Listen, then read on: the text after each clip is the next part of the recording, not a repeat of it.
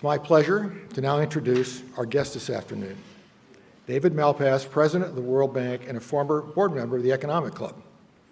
David was selected as 13th President of the World Bank Group by its board executive directors on April 5th, 2019, and his 5-year term began on April 9th. Previously, David served as Undersecretary of the Treasury for International Affairs. Before joining the U.S. Treasury, he was an international economist and a founder of a macroeconomic research firm. As chief economist of Bear Stearns, he oversaw the production of economic financial analysis on countries around the world. Earlier, David served as U.S. Deputy Assistant Secretary of the Treasury for Developing Nations and as Deputy Assistant Secretary of State for Latin American Economic Affairs. He also served as Senior Analyst for Taxes and Trade at the U.S. Senate Budget Committee and as a Staff Director of the Joint Economic Committee of the U.S. Congress. He has served on boards of the Council of the Americas, National Committee on U.S.-China Relations, the Manhattan Institute, the Gary Klinsky Children's Centers, as well as various for-profit entities. David graduated with a bachelor's degree from Colorado College and earned an MBA at the University of Denver. The format today is a conversation, and we are fortunate to have Chairman and Editor-in-Chief of Forbes Media, Steve Forbes, conducting the interview. These gentlemen are not strangers to each other. David authored a long-running column in Forbes magazine. As a reminder, this conversation is on the record and being carried live. I'd now like to invite both of you gentlemen to come up on the stage and to begin what I'm sure will be a very interesting program. Well, thank you very much, Mike, and thank all of you for coming here today. Being of Scottish descent, I'm especially grateful for having a free lunch, and leave it at that. But we're very honored to have David here today. As Mike indicated, he's now heading a little institution called the World Bank. But before we get to the bank and what it's doing and going to be doing, I have to ask David for since he's been involved with economics his whole career and wrote those scintillating, wisdom-filled columns for Forbes, what he sees as the global outlook. As you know, the other day, the World Bank reduced its forecast for global growth, I think from 2.9 to 2.6%. And Europe is especially slowing down, which is going to have a disproportionate impact on a lot of developing countries. So David, could you just quickly walk us through as you see the world unfolding and maybe a reason or two why it seems to be slowing? What's standing in the way when there's so much entrepreneurial energy out there?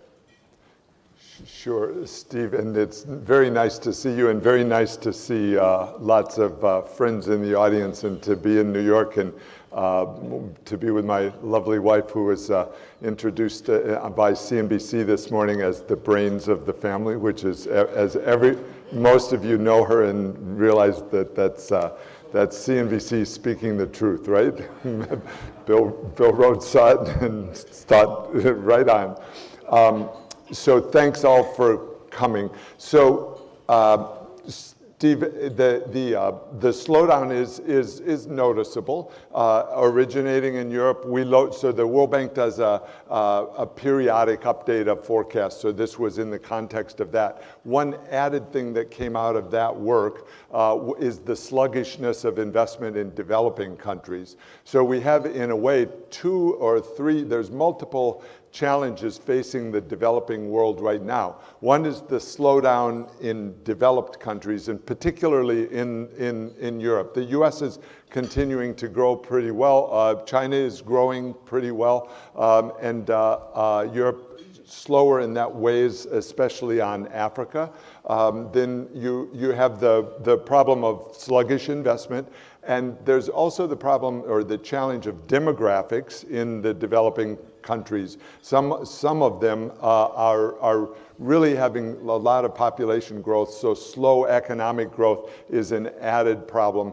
And then add to that, especially when these countries are growing barely 1% and population in some areas 3-4%. Exactly, big challenge. And I'll mention one more: the private sector is not being robust enough. So one of the things we're working on at the World Bank is to try to connect analysis or data on the private sectors in individual countries with the policy reforms that might allow them to grow faster.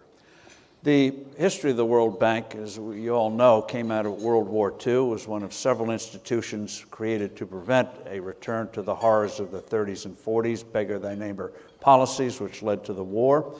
One, of course, was the IMF, which was originally supposed to finance countries that had balance of payments problems, so you didn't get competitive devaluations. You had the Bretton Woods financial system, and you had the World Bank, which was supposed to finance reconstruction. Marshall Plan sort of took that over in Europe, but then they focused on developing countries. But over the years, the way the bank has approached things was once primarily infrastructure, then it took on education, disease, water, environment, and your predecessor defined the World Bank's goals as twofold. He said to end extreme poverty, which the bank defines at $1.90 a day, and to promote shared prosperity, i.e. increase incomes of the poorest countries, of the poorest incomes, poorest people in the poor countries by 40%. And those seem to be very noteworthy goals. But you hit on something very important, and that is, how do you achieve that? The bank has, depending on how you calculate it, 500, 700 billion in assets, which is not to belittle billions, but it's a drop in the bucket compared to the investment capital creation needed in these countries. And one of the things the bank has done, and you should look at this online, is they come out with a survey each year called Doing Business. And it surveys about 190 economies around the world using 11 different criteria, such as starting a business, enforcing contracts, how good are they in protecting minority rights of shareholders, construction permits, and the like. And what is striking is so many of these countries don't do well on it. Other countries take that very seriously and try to improve, making it easy to start a legal business. So how do you create an environment where the private sector will feel that capital is welcomed and that they can trust that if they put capital in there and they're not cozy with the government, they can still prosper? Easy question. All good points. Well, let me start with poverty and the idea of core mission. So the World Bank is heavily involved in wanting people to do well, and especially the poorest people in the world. This actually dates back a long time. Robert McNamara even was saying, in order for the bank and for humanity to do well by each other, we have to have an involvement with poverty, and that means in individual countries. How even in countries like India that are beginning to lift up, there are portions of the country that are in deep poverty. So they're making progress. Bangladesh has made progress. If we look into Africa, not enough countries making progress on that. So then that turns to the policies. The Doing Business report that the bank does comes out annually, and so they've been in the stage of collecting data from countries, and by, I guess the publication date is September or October for the new report. And what I'd like countries to do is not so much focus on their overall ranking, because then that becomes a complaint on how'd you get this number, but instead, how do you weigh things? For instance, in how the do you U.S., weigh? Yeah. Curiosity of the U.S., in the last survey, in terms of starting a business, we're one of the worst in the developed world, 53rd. But then you read the fine print. It's New York City. Ignores the rest of the country. Yeah. So often for even big countries, we are only surveying 2 cities, and in the case of the U.S., it's New York and Los Angeles, which are maybe not classic representation cities of what's going on elsewhere in the country. So the point I wanted to make is, if you just look into the actual indicators themselves, it's very important. How long does it take you to start a business? If you started today, when could you get your number or your permission from the government? And so it ranges widely over the world, and it's one indicator of an ability to get ahead. If it takes 3 days, that's not bad. If it takes 3 weeks or 3 months, you've forgotten what the idea was that you started the the business about. And so that the indicators are, now, when I meet with world leaders, they raise, why is our country not higher on this, on the overall? And we're trying to focus people very much on the individual. And that gets to your third point of, as you think about a business and a climate in a country, it gets pretty granular pretty fast. Do they have a bankruptcy code? Do they have a small business claims procedure that can get you out of the log jam in the court system? Are there rules that permit women to own property? Can girls go to school? Can, all of the things that are critical in getting a talented labor force that can interact with profit-making entities constructively. And so that's a lot of what the World Bank does, tries to keep keep track of and help countries figure a way forward. Even if I may, turning to China, which is in the news a lot, one of the things China did I think very well in the 90s was liberalize prices so that people could charge prices. And in the early phases, that meant farmers could raise prices, which helps the farmers, but the people in the cities initially don't want that. But then very quickly they figured out they could get more supply, and so each area that they liberalized month by month began to grow. And so having that experience shared in other parts of the world is something that the bank tries to do.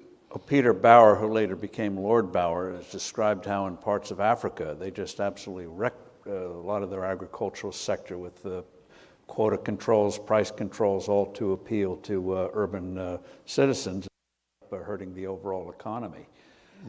Right. What kind of pressure can you realistically put on these countries?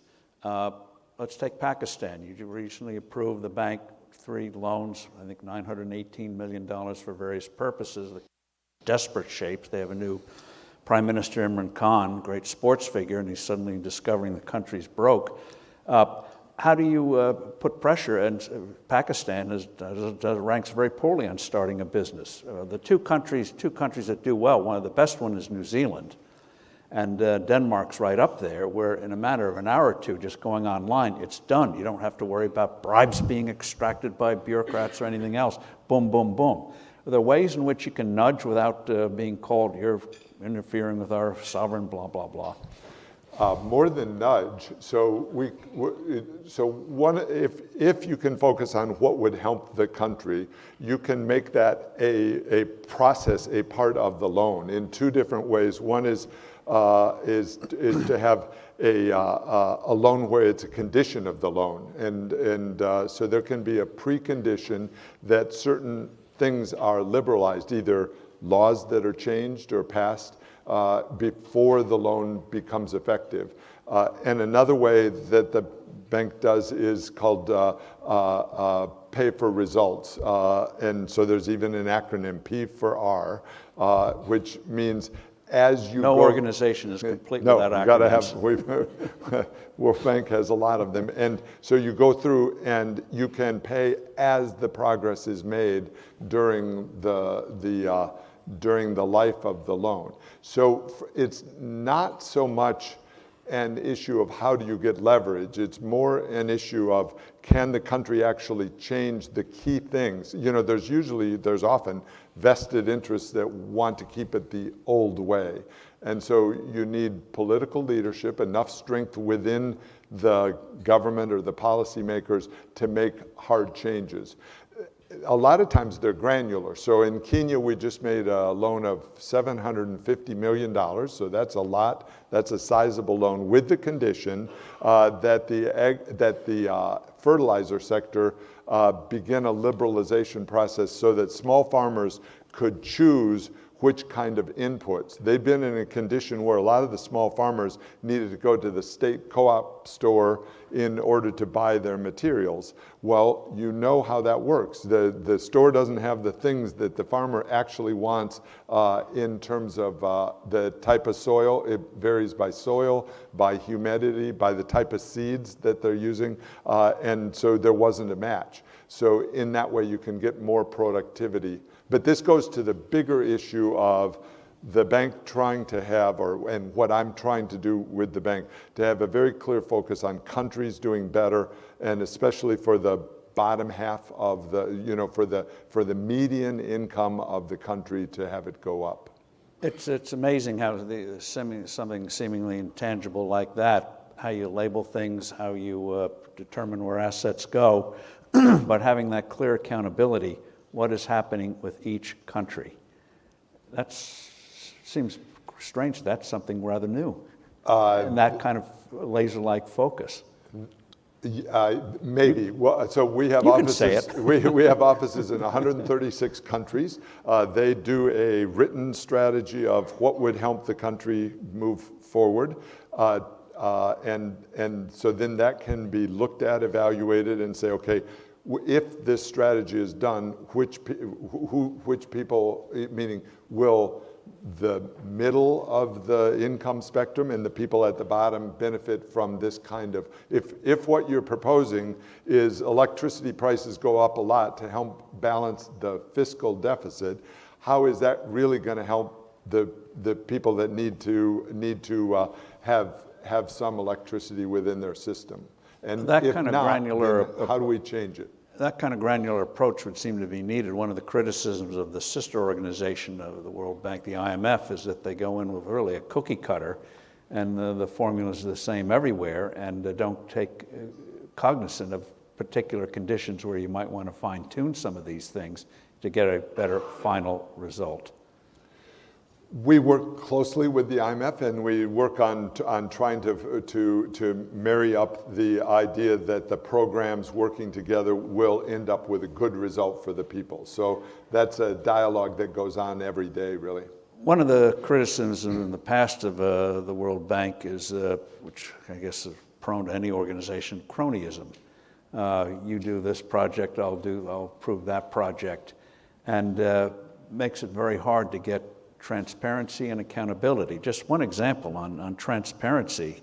There was a story that 12 states in Nigeria, which got a $750 million loan to encourage transparency, are refusing to publish their 2019 budgets. How do you...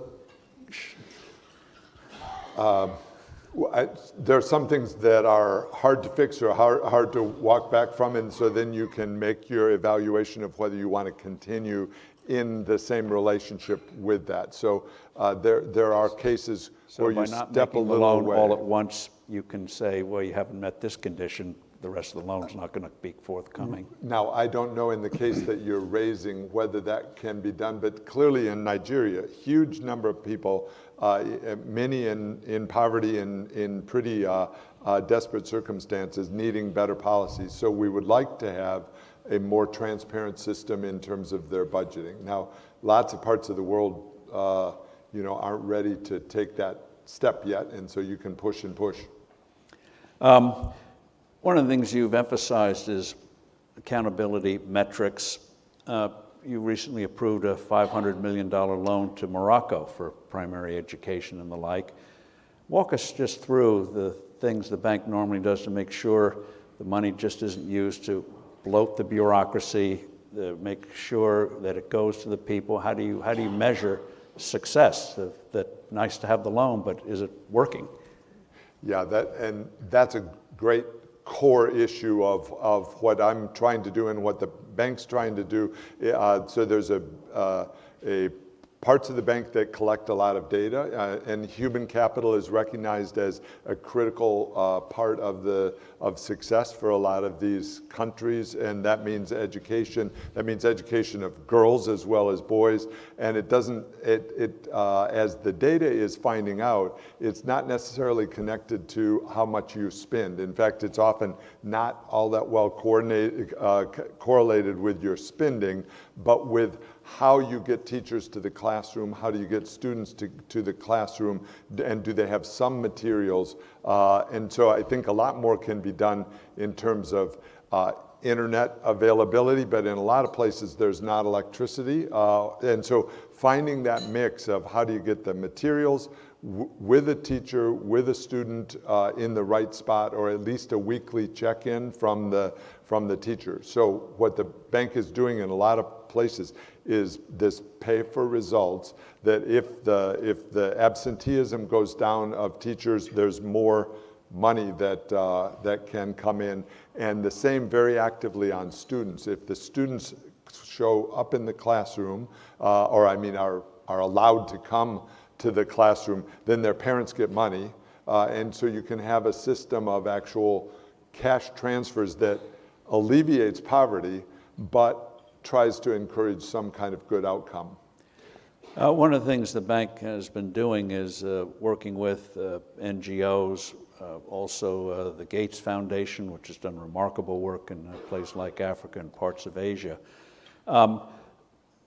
What more do you think you'll do in that area? And then get to the core question, how can the bank work with the private sector to say it's okay to make an investment here? I know you have one of your organizations does some guarantees. What more can be done to open those sluice gates?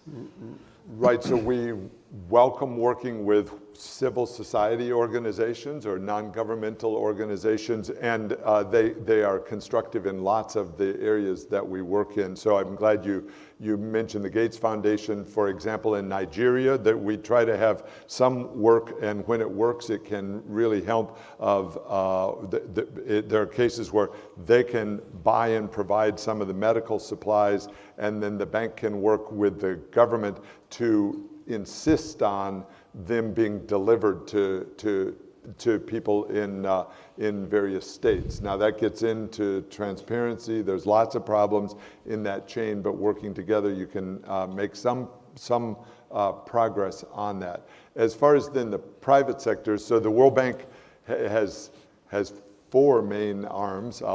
Sorry to get into acronyms, but there's the World Bank Group, which is IBRD and IDA, which are sizable. The International Finance Corporation, which can lend and make equity investments directly into the private sector. So that money doesn't have to, so it's got 3,600 people looking for private sector investments around the world that will make an impact on people, either through poverty, through profit. And then MIGA, I think you were referring to the Multilateral Investment Guarantee Agency, which I was involved in 1987, 88, at the end of the Reagan administration in its involvement. It's a much smaller part of the World Bank, but it can guarantee political risk, which then allows countries that are otherwise too risky for the private. So there are times when the private sector has to worry about, will they be allowed to take their money out?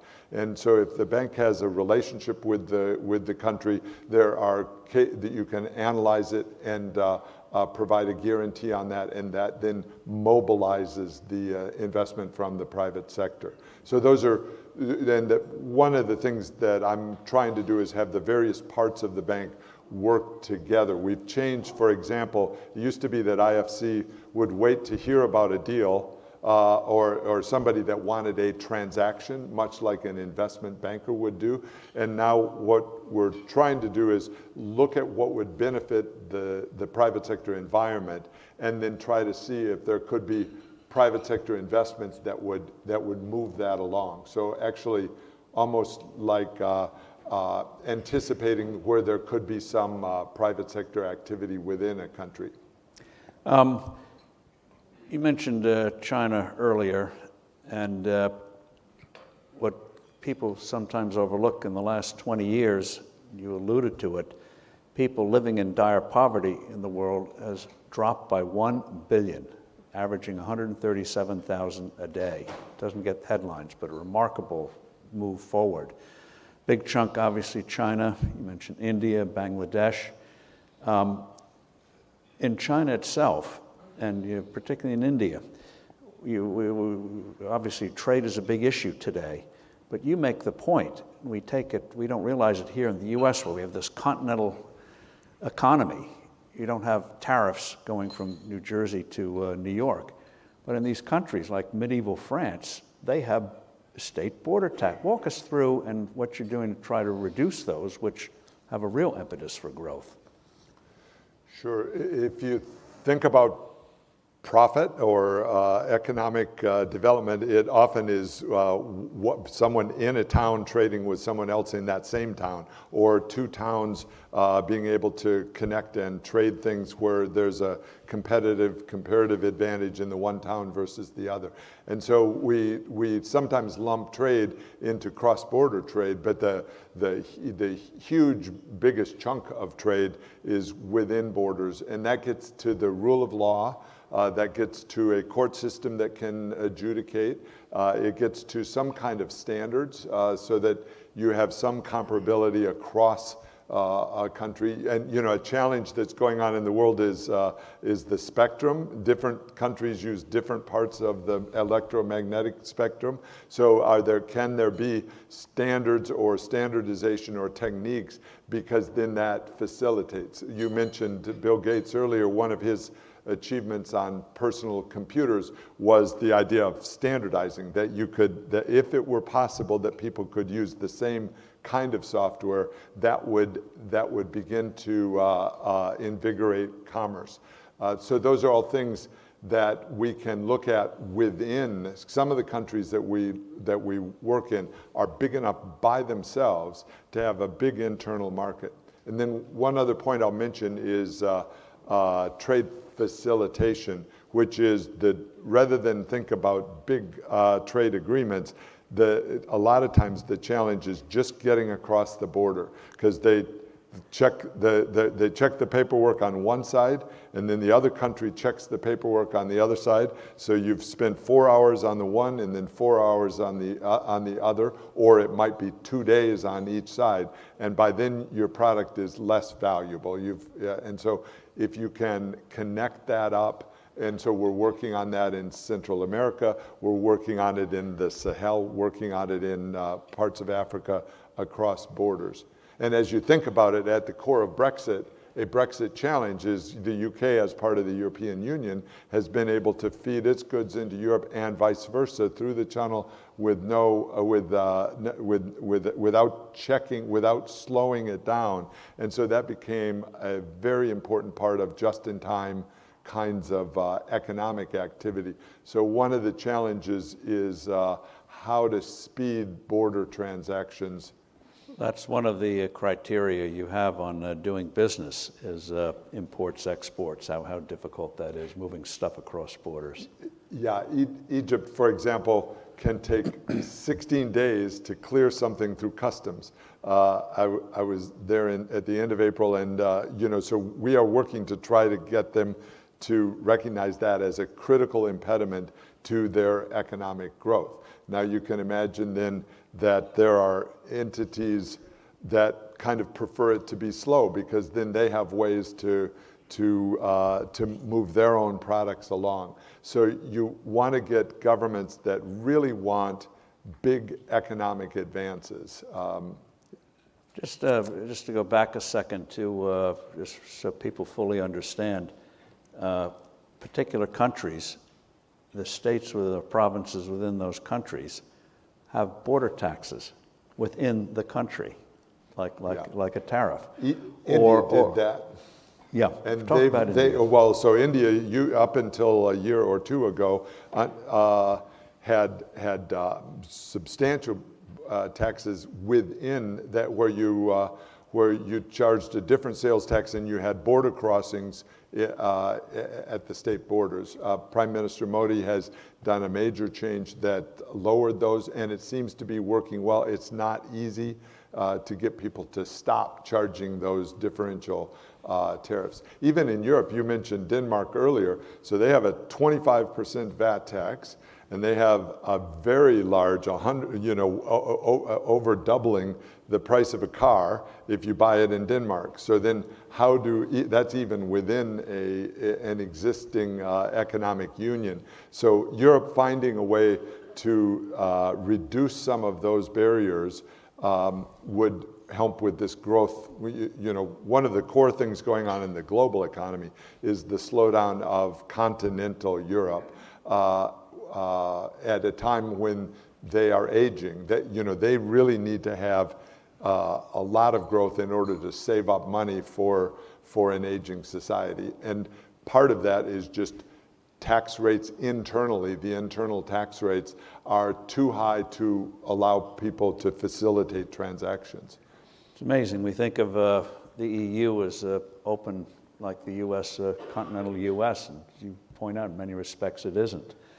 So again, on structural changes, let's look at Africa. You've had great success in other parts of the world, but you've made a point. The Middle East, North Africa, there are certain parts of the world that you want to really focus on. Walk us through those and why you think there have been barriers in the past and how can you work around those in the future?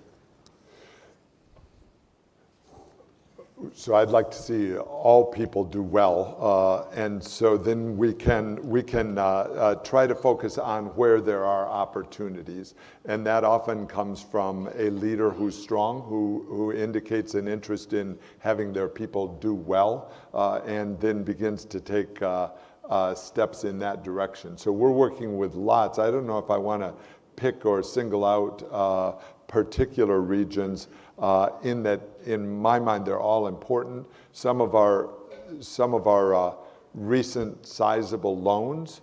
So one way to evaluate it is that way. I've mentioned some. So we've lent more. Let's do it that way. We've lent more to Kenya and Ethiopia and Egypt than we have in recent months to South Africa, to Nigeria, to Ukraine. I'd like to see Ukraine do well. They have a new president, Zelensky, and so, but they have still restrictions or challenges facing their banking industry, their fertilizer industry, their agricultural production, all of which would be good if they could change. So we're working almost daily on the fertilizer problem. That sounds like a small problem, but remember, plants basically take in nitrogen and then they grow and they create food for people, they create export crops, and so that becomes an important step in their advance.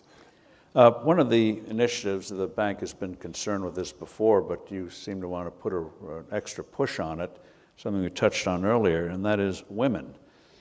Obviously half the population, but remarkably, in many countries, it is still legally illegal for a woman to own property, illegal for a woman to make contracts. Talk about granularity, Melinda Gates talks about contraceptives. Well, there are good ones and there are not so good ones. And if you're not on the ground, I'm not talking about abortion, these are just contraceptives, can cause real trouble. And electricity, amazingly, is particularly liberating for women and hauling water long distances. So walk us through how you think you can push this forward, both in the legal sense, but also how you encourage the changing of customs, which makes it a reality. Information helps in data, so we do a report called Women, Business, and the Law, which tries to do a little bit like, it's not the same, but the way the Doing Business report looks at steps to create businesses. This looks at the environment for women in a given country. So one is just finding out and encouraging leaders to move forward. There is some movement in the Middle East in this regard to allow women to have more participation within their economy.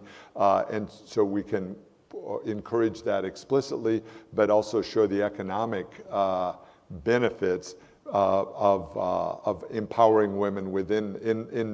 It's not infrequent that the woman is doing more of the work, and if she were able to hold more of the money, that would begin to compound itself a little bit, either through better nutrition for the family. So a lot of this is getting enough of the money to stay within the family unit that they can have better nutrition and gains that way.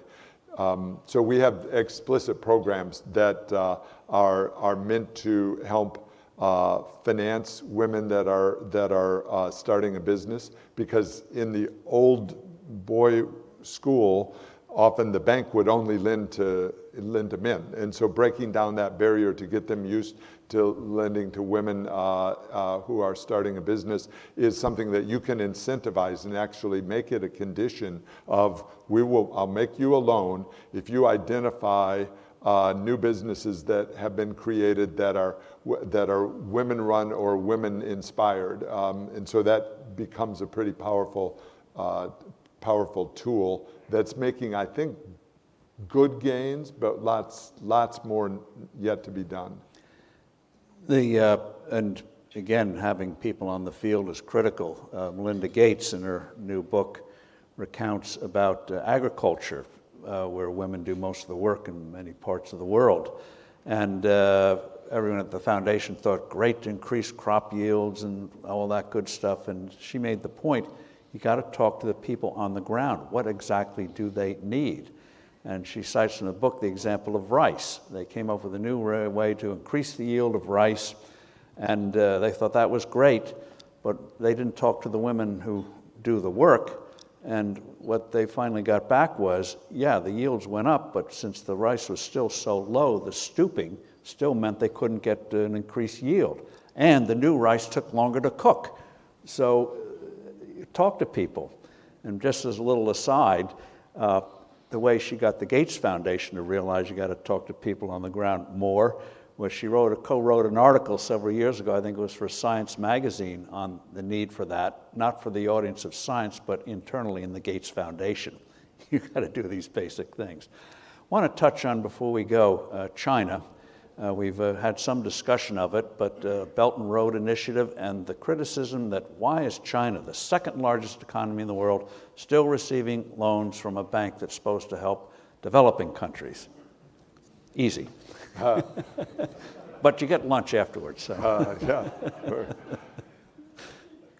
China made very rapid economic advances, so they were borrowing, and the World Bank was quite involved in the 90s, I suppose starting in the 80s, but in the 90s, in some of the advances that China was able to do. There two examples. One is wastewater treatment in the Pearl River Delta, where that's a hard thing to do from a finance standpoint, because you need a big physical investment from the beginning in a communist system that has been used to providing services for free, but not very good services. So how do you connect more revenue flow with new physical investment? And so the World Bank heavily involved in that, and then that allowed China to copy it and do many in that, and make progress on the river. One of the things we're working on now is trying to help or work with China on reducing the amount of plastic that's going into their rivers, because that then feeds into ocean and creates a real environmental problem. That's something that I think China is oriented to doing. So the point, point I was heading toward is that the relationship with China is evolving as their economic circumstances change. Their per capita income went from $1,000 per person to $9,000 per person. So during that time, the bank's lending peaked and is coming down, and it will continue to come down. And we discussed that with China. China says, okay, but we want you to still be engaged. So smaller loans on a different kind of product line, more oriented toward global goods. China's producing things like pollution that blows toward their neighbors, and that can be something that we can work together. Also, more of the relationship will be toward fee-for-service kinds of consulting that the bank does, and still a continued substantial focus for the IFC, the International Finance Corporation, in private businesses within China, helping them move grow or find niches within the Chinese economy. One thing that the bank has been successful in is in agriculture within China, where there had been practices that could be improved, meaning irrigation practices, for example. And that's something that China also has an interest in sharing in other parts of the world, meaning its experience, as we discussed, pulling people out of poverty takes a combination of a lot of circumstances. They've had success in that, and so that can be used elsewhere. So I don't want to minimize the challenge. It's a communist country with a lot of state-owned enterprises that need to be allowed to compete with each other and also to compete with private sector participants within the economy. And so finding that way for the world to work with a system that's very different, that's a non-market system, is a big challenge for the world. So I don't want to minimize or reduce that. That's one of the things that I was there 2 weeks ago. Good meetings with Chinese leaders on the evolution of the bank's relationship with them. David, we've run out of time, but I want to thank the Economic Club of New York for the forum. Thank you for your time, and now you get rewarded with food. Thank you, Steve. Thank you. Thank you. Well done. Thanks. Well, thank you, David, for the insight. Well, before you dig in, I have a commercial here. We've officially hit the halfway mark of our series this year. I hope you've enjoyed the club's programs, which I think have been particularly outstanding this year. We look forward to coming back with more pertinent topics, as well as some distinguished speakers. For a preview of what's to come, we currently have on the calendar, on the 18th of September, Steve Schwarzman from the Blackstone Group, Dennis Muhlenberg from the Boeing Company. That might well be very interesting at this stage of the October 7th, and Patricia Bottin from Banco Santander, Brad Garlinghouse from Ripple on October 8th, Elena Litkina Botello, she's the co-author of the CEO Next Door and a partner in GH Smart, and on December 10th, Larry Fink from BlackRock. So we hope to see you all there, and thank you for coming, and enjoy your lunch.